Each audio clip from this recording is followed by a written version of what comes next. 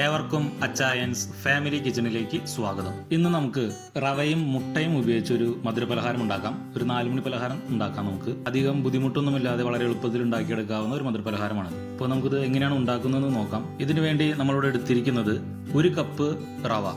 1 cup എന്ന് പറയുമ്പോൾ 200 ml ആണ് ഞങ്ങളിവിടെ എടുത്തിരിക്കുന്നത്. ഒരു 1/4 കപ്പ് പഞ്ചസാര, ഒരു കോഴിമുട്ട, ഒരു 1/4 കപ്പ് ബ്രെഡ് ക്രംസ്. അപ്പോൾ ഈ അളവ് ഒന്ന് ശ്രദ്ധിക്കുക, കാരണം ഒരു മുട്ടയ്ക്ക് ഉള്ള അളവാണ് എടുത്തിരിക്കുന്നത്. ഇതിൽ കൂടുതൽ റവ എടുക്കുന്നുണ്ടെങ്കിൽ അതിനനുസരിച്ച് മുട്ടയുടെ അളവ് നിങ്ങൾ തന്നെ മാറ്റേണ്ടതാണ്. ആദ്യം നമ്മൾ മുട്ട പൊട്ടിച്ച് നല്ലോണം ഇളക്കിയെടുക്കുക. അല്പം പത വരുന്നത് വരെ കലക്കിയെടുക്കുക.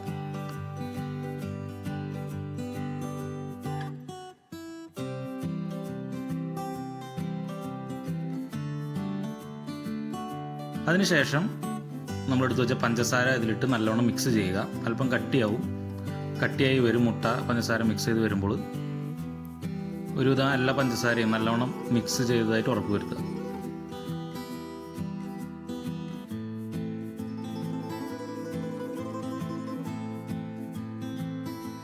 ഇതിലേക്ക് നമ്മളെടുത്ത് വെച്ച റവ കുറേശ്ശെ ആഡ് ചെയ്ത് മിക്സ് ചെയ്തുകൊണ്ടേയിരിക്കുക.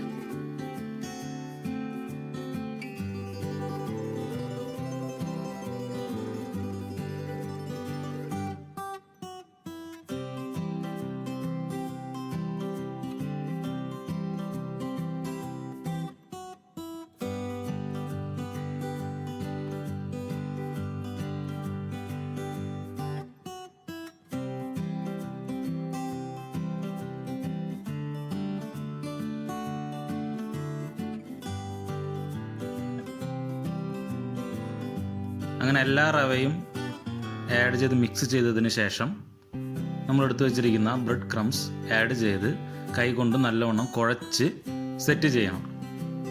അങ്ങനെ നല്ലവണ്ണം കുഴച്ച് കഴിഞ്ഞ് കഴിഞ്ഞാൽ ഏതാണ്ട് ഒരു 1 മണിക്കൂർ സമയത്തോളം ഇത് സെറ്റാവാൻ വേണ്ടി എടുത്തു വയ്ക്കുക.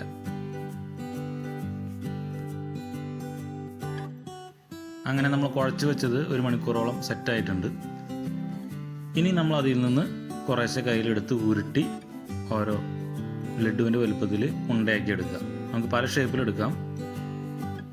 ഒന്ന് പരത്തി കട്ട്ലറ്റിൻ്റെ ഷേപ്പിലാക്കാൻ പറ്റുമെങ്കിൽ അതായിരിക്കും ബെറ്റർ. ഇല്ലെങ്കിൽ ഉണ്ട പോലെ ആക്കി എടുക്കുക.